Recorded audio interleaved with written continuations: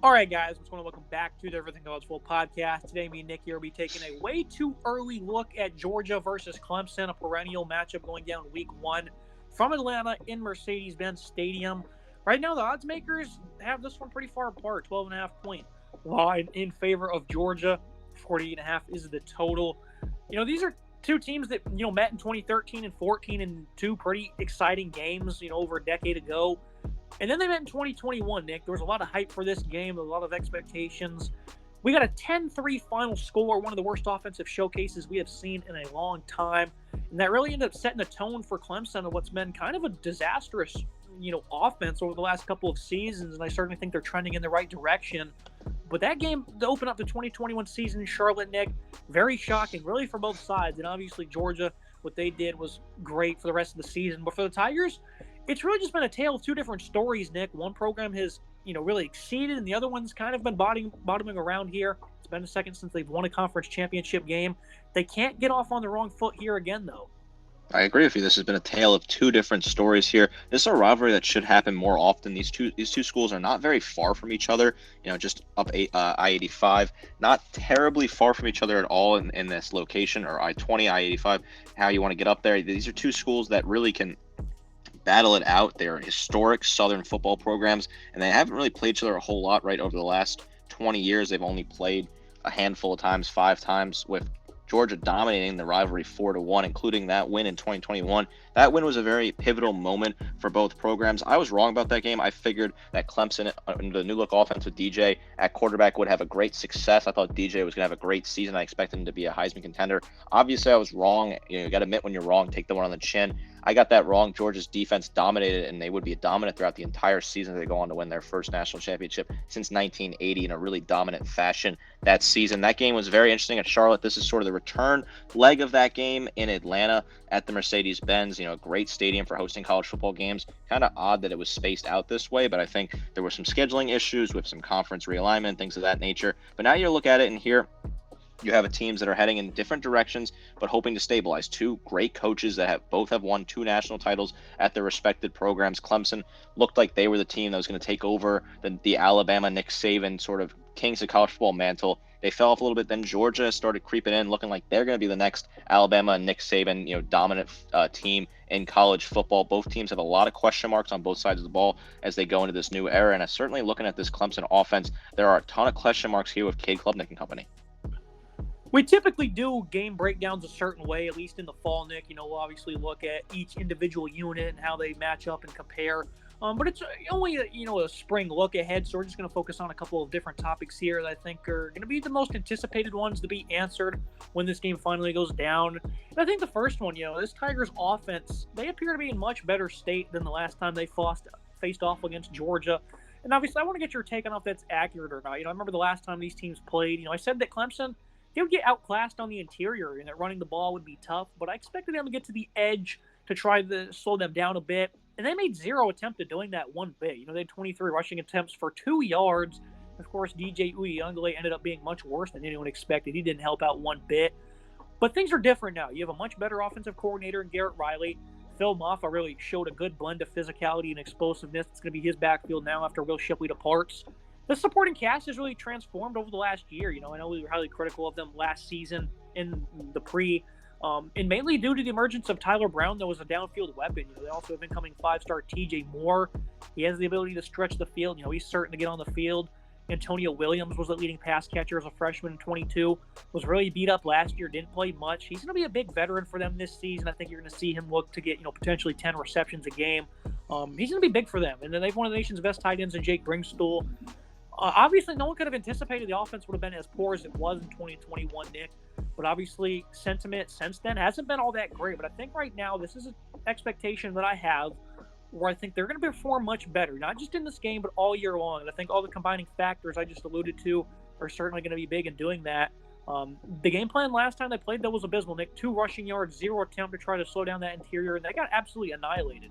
2 rushing yards is just unacceptable. It doesn't matter who you're playing. Could be a lower opponent, a better opponent, especially against Georgia. 2 rushing yards is not going to get the job done. This is an offense that has an opportunity now to be more dominant and produce. Phil Maffa is no joke on the ground. He's a great back, stepping in and replacing Will Shipley, who moves on to bigger and better things, who was a great veteran leader for this team. But Maffa, he's no joke. He's a really solid back. Jay Haynes as well is another really solid back they have here. Maffa, 965 yards on the ground, 13 touchdowns for him, also a threat in the passing game. Look to see Maffa be involved early on here against Georgia, attack that interior, attack the boundary as well, trying to spread the ball. I think attacking the boundary is a great idea for this Clemson offense. Top to bottom, this offense is better than the offense was in 2021. I still have questions at the receiver room. I think the receiving room is still a little weak. They do have some talented players. I think, Brandon Stewart at tight end is a really good veteran player, nearly 500 yards receiving last year and 5 touchdowns for him. Nice veteran presence for him that they bring back in Klubnik. Getting more experience, getting more snaps, more reps is key for your young quarterback. He looked good last year at times, but struggled at times as well. 19 touchdowns and 9 interceptions is not a great ratio. This is a Georgia defense that continues to replace and reload, so you can expect them to be very strong and physical coming after the quarterback early on. Klubnik's going to have to be able to keep his feet straight, keep focused, and try to avoid getting hit. Right, Klubnik, a former 5-star recruit entering his 3rd year here. He had 4 interceptions over the last 5 games, and of course, if you can open up the total, he had 3 picks in the 2 games prior to that. So the back half of the year, in terms of decision making and turning the ball over, wasn't perfect. This is a player that I noticed at times was very aggressive, and at times it really worked for them, but at times it also really got this offense in trouble. And I think it's fine for a sophomore quarterback in his first year starting, Nick, for him to have those kind of ups and downs. And I think this 3rd year, you're certainly going to see him be a little bit more tapered, but I think certainly to a degree that's still beneficial for this offense. So would you say that's accurate, though? Just to answer that question, Nick, they seem to be in a much better state than the last time they faced off. I think it is accurate. Yeah, I think this is an offense that is better than the offense in 2021. This is an offense that has a talented running back room and a quarterback of a higher ceiling, in my opinion. I think Klubnik, like you said, is aggressive, but sometimes that is leads to gambles that are poor. Another off season of working in practice, figuring out the game plan, coaching, and things like that will certainly help out the young signal caller. This is a quarterback that's got a sky high ceiling. I think the running back room is fantastic. The offensive line is really solid. I am concerned about the wide receiving room, but I do think this is a better offense than when we saw the last time these two teams played in Charlotte. I think there's a lot of upside for that receiving room. Obviously, can't wait to take a deeper look at them. Looking at, the kind of second topic here, Carson Beck, if he's the nation's top quarterback, like a lot of people are saying, he should be great in these types of games. The thing we always said about Stetson Bennett, he's just a system guy, dominant run game, elite OC. And sure, those same things can be said about Carson Beck, of course, but there is a big difference in these two passers. Beck, of course, showed great composure early on in his career versus Auburn, protected the ball all year long, only 6 interceptions. You watch UGA against some of these tougher opponents, guys like the Auburn, the Kentucky, and I just keep seeing, Tennessee, Ole Miss, whatever. I keep seeing Beck consistently just rip the ball downfield with great velocity and precision. Middle of the field against zone just seemed to be unstoppable. A player that could quickly identify his read. I like his ball placement, especially in the end zone. Seeing him throw some low balls, some high balls, right where they needed to be in condensed windows for his receivers to come down with it. I'm a big fan of this player, Nick. I think Carson Beck is the real deal. The point I'm getting at is, he played a good game versus Alabama. They couldn't really run the ball in that game. And, that kind of limited some of their downfield passing ability they had. Again, he completed a high mark, protected the ball. But the same might figure to happen here versus Clemson, where the game's going to be more on Beck's shoulders. And, Brock Bowers, who had 3 straight 100-yard games at one point, he's not in town anymore. They do lose a great route runner, Ladd McConkey, as well. Marcus Rosemy, Jack Saint's gone. I'm not worried about the supporting cast one bit. But if this is the nation's best quarterback, he's going to have to elevate his game in these big, contests versus these tougher defenses when you don't have a generational tight end out there to kind of bail you out, Nick. And I'm not disrespecting anybody by any means. I just certainly think that things can be really tough. And when you're getting accustomed to having a great player that can, you can look to in certain moments, he's not going to be there anymore. I think that's going to be a change. It's going to be noticeable for Carson Beck, and he's going to have to work through it. This is certainly something that's going to have to be worked on for this offense. Obviously, Brock Bowers is a generational type talent that they're replacing. You saw it in the Auburn game. Bowers bailed them out big time in a tough road matchup at Jordan-Hare. Carson Beck relied on him heavily, and he got the job done. I do think Beck is the best quarterback in college football right now, and the stats for me, they really tell that story. 72% comp rate last year, 3,900 yards passing, 24 touchdowns, 6 picks. A great head on his shoulders, high football IQ, looks really good in the pocket. Good leadership in his first season, and now He has elevated Georgia. Stetson Bennett was a game manager. This guy's not a game manager. He's a game changer, a dynamic quarterback who can do it all, in my opinion. This offense, yes, they have to replace Brock Bowers, which I do question and wonder what they're able to do. They also have to be able to more consistent running the ball. Like you alluded to, they were unable to run the ball against Alabama, and that's how they lost the SEC title game. They've had issues running the ball against some of their other opponents. If they don't have that running game playing at full speed, that's a problem. Obviously, they have made some good moves, though, adding Trevor Etienne from rival Florida, who is going to be a great back for this offense. They still have some solid wide receivers to throw to. Yes, they lose Bowers, but they do keep, Ra Thomas, Dominic Lovett, two guys added in the portal prior to last year who are fantastic. Dylan Bell is a really good player at that wide receiver Z. Oscar Delap is a good tight end who they're trying to hopefully replace summer production for Brock Bowers. A different type of tight end, more of your prototypical mold, but still a good leader in this locker room. I have no worries with this offense. I think Lovett and Ra Thomas are two guys that are going to have expanded roles and will help carry this offense. I think Beck will be able to kind of figure out his groove early on and have a good day against a Clemson defense that did look iffy at times last year. Of course, they still have Arian Smith. He's good for, a couple 50-yard receptions a year. Colby Young and London Humphreys in the portal. I think this wide receiver room probably in the best shape it's been under Kirby Smart ever, really. Looking at number 3, maybe this is somewhat a silly topic. I know Georgia fans are certainly going to let us hear it because, we're critical of, what's a really good defensive line. But, the Bulldogs D-line, they only lose Tramel Walter and Zion Logue, but they do return Warren Brinson and Nazir Stackhouse, some top run stoppers for them. Michael Williams was also very stout against the run. Didn't really showcase that same edge that we expected as a pass rusher, though. Certainly want to see him get back on track. The power and speed he has coming off the edge. This is a player who has a lot of potential to explode on the stat sheet. Jordan Hall, he's a 5-star defensive lineman, enters his second season. Gabe Harris as well was a nice recruit as a defensive end. Christian Miller enters his third year, really filled out his frame. The run defense was much more vulnerable last season, Nick, and it's because they didn't seem to have that high-end draft prospect. They didn't have a Jalen Carter or Jordan Davis there to blow things up.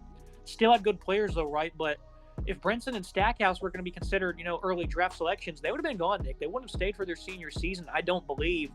And I think that's certainly why there's such, an interesting conversation to be had here. And they've still done a great job of being physical and blowing things up. Obviously, not many teams can deal with that. But Auburn had its way with them. I know they did get a nice, crucial 4th down stop when Auburn was in the red zone at one point in that game. From the Florida game on back, though, it seemed on a weekly basis they had a few more run busts than typical. Missouri on the outside toss was very lethal. Ole Miss had some nice runs early. Tennessee, first play of the game, ripped 175 yards. They certainly seemed to tighten up as the game went on. Never really, got obliterated on the ground by any means. Obviously, Jamon Dumas-Johnson not playing in the back half of the season. Kurt certainly could have played a part in that. He's now gone permanently. The last 4 years, though, before 2023, Georgia allowed 2.8 yards per carry or less. But this past season, nearly 3.8. And, of course, it never costed them a game. The lone loss was versus Alabama, who they did a great job stopping the run against the Tide. I know Alabama was able to win some big short yardage moments.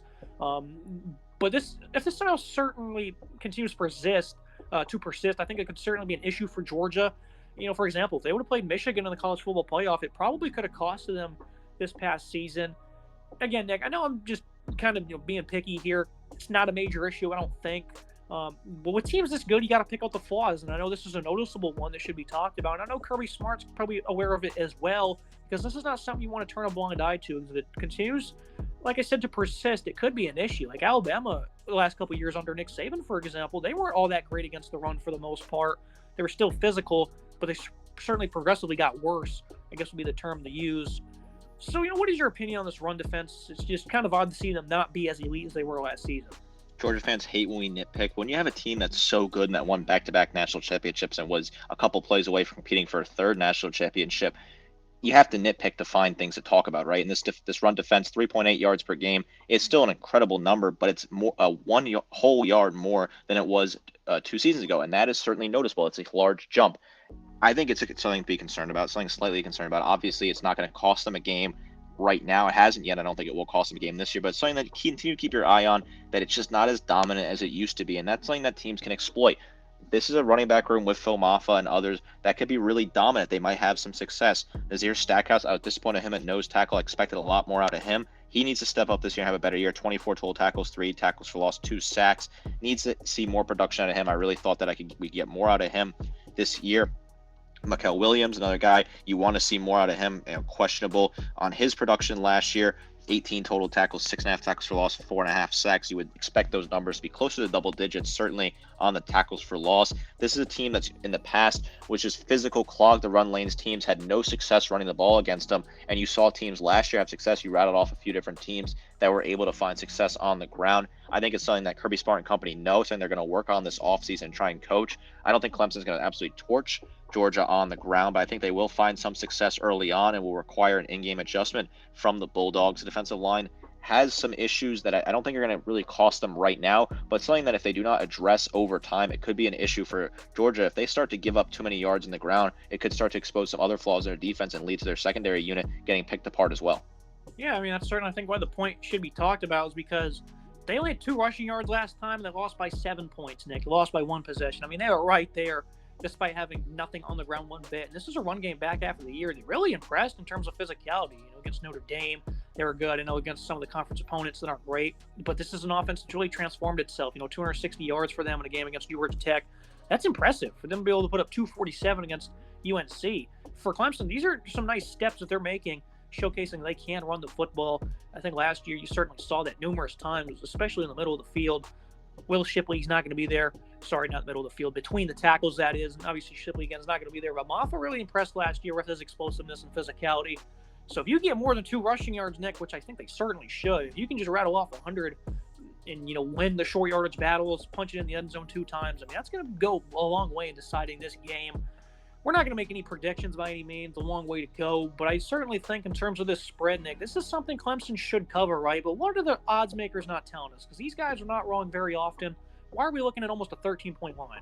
Vegas has to know something. Maybe they're accounting for a large Georgia crowd in the Mercedes-Benz Superdome, not too far from Athens. They must be accounting for something, because I really just cannot wrap my head around this. 12.5 is a mammoth line. I really expected it to open closer to that 7, 7.5, 8 range is where I really figured the line would be at. 12.5 seems way too high. I like Clemson a lot at plus 12.5 right now. Obviously, we're talking right now in April, so there's going to be a lot that changes before this game kicks off early in the season, late August.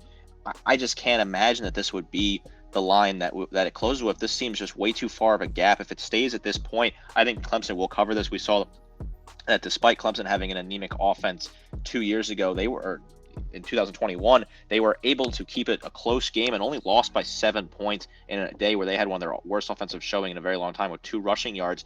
This offense is a lot better. They should be able to keep up with this Georgia offense and defense. I can't imagine them not covering 12.5 at this point in time.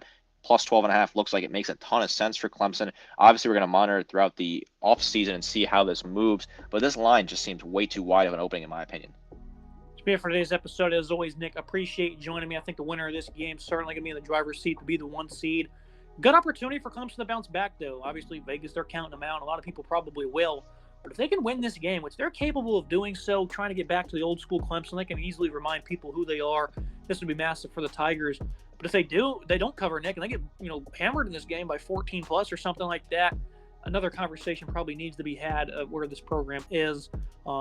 This is going to be an exciting one, Nick. I know we're going to talk about this one a lot during the offseason. Obviously, a way too early look here, but I certainly think a lot of the topics we discussed here, I think it's interesting to have these conversations, about the Tiger offense, Carson Beck, the defensive line and run defense for Georgia. I think there's some nice topics we picked out in this one. It's going to be fun to cover this one in a couple of months as well. I think it's important to highlight these sort of big games. We have another one with LSU and USC opening weekend that we're going to highlight in a later episode. Going to kind of talk about that. I think it's good to look at these games early in advance and kind of dissect them, see what Vegas thinks early on, and see what these teams look like in spring ball. If Clemson goes out and wins this game, that tells a whole different story for Dabo and company. But like you said, if they get blown out, that tells a whole other story. And conversely, if Georgia goes out and wins, I don't think it changes a whole lot for the narrative with Georgia. But if they go out there and absolutely stomp on Clemson, that could really put them into a big discussion about how much success they could have in this season. If they lose a close game, I think it doesn't damage Georgia entirely. I think Georgia gets credit for scheduling this type of opponent if they do lose a close game. So there's a lot of narratives to watch, a lot of things we're going to highlight throughout the season. I'm excited for this game, certainly one of the marquee games on opening weekend, and a great rivalry that's getting renewed. I'm very excited to see these two teams playing again on the football field. Make sure you guys like, comment, subscribe. See you next time.